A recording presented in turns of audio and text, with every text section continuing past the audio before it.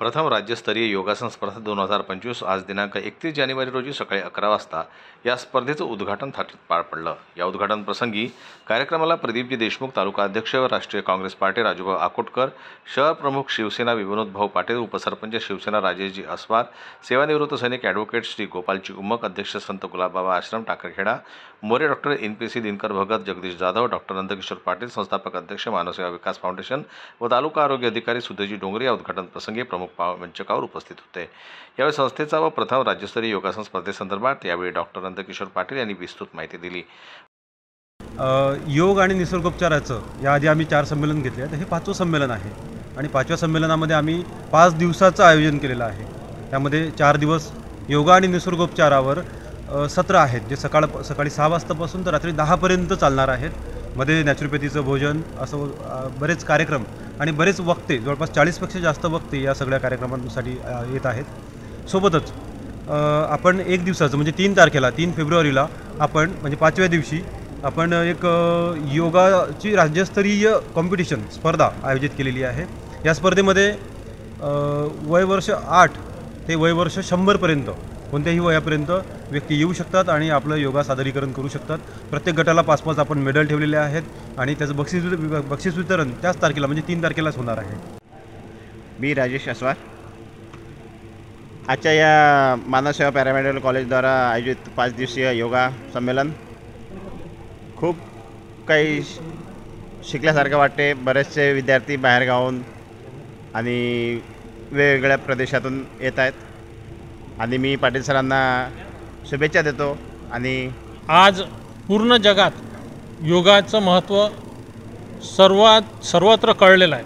त्यामुळं योगाचे उपासक आज फक्त देशापुरतं मर्यादित न राहता आंतरराष्ट्रीय त्याला ख्याती मिळाली व त्याचं आज प्रत्येकजण तुम्हाला त्याचा उपचार करतानासुद्धा दिसत आहे। कोणतीही व्याधी किंवा बिमारी होण्यापेक्षा ती न होऊ देणे याकरता योगा व निसर्गोपचार करणं फार आवश्यक आहे। निसर्गाने आपल्याला भरभरून दिलेला आहे, फक्त आपल्याला त्याचा योग्य वेळी उपयोग करता आला पाहिजे व त्याकरता आपल्याला जो थोडासा वेळ काढायचा आहे तो जर आपण आपल्या स्वतःकरता दिला तर दवाखान्यात जो समजा 1 ते 2 दिवस आपण घालवतो त्यापेक्षा रोज अर्धा तास जर आपल्या आयुष्यातला आपण स्वतःकरता दिला तर दवाखान्यात जाण्याचं कामच पडणार नाही। डॉक्टर पाटील यांनी आज ह्या जो अभूतपूर्व असा एक इथं राष्ट्रीय कार्यक्रम आयोजित केला त्याबद्दल मी त्यांचे आभार मानतो। तर आमच्या सगळ्यांचा एकच उद्देश आहे की घरोघरी नॅचरोपॅथी पोहोचला पाहिजे, त्याचा प्रचार प्रसार व्हावा।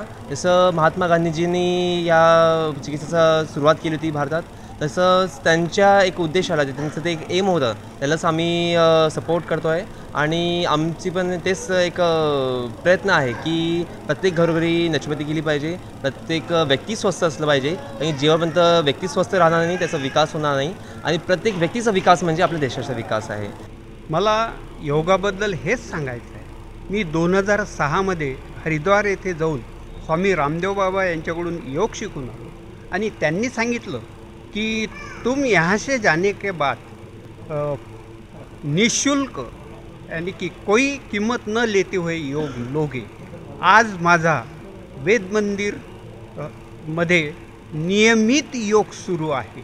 त्या योगामुळे बरेचसे आजार कमी झालेले आहेत। मला आज 19 वर्ष लगातार योग मी करत आहे।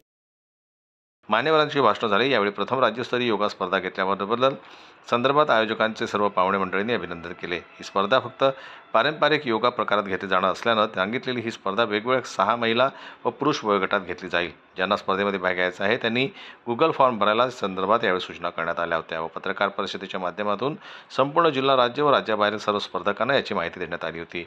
यात स्पर्धक मोठ्या प्रमाणात राज्यभर देशातून स्पर्धक उपस्थित झाले असून 3 दिवसीय कार्यक्रमाला संपूर्ण व्यवस्था करण्यात आली आहे। जेवणाची व्यवस्था देखील इथे व्यवस्था उपलब्ध करून देण्यात आली असून या संदर्भात अध्यक्ष डॉक्टर नंदकिशोर पाटील यांनी विस्तृत माहिती दिली। जनमत न्यूज करता अमरावती प्रतिनिधी राजेश्वर घोरमाडे यांची रिपोर्ट।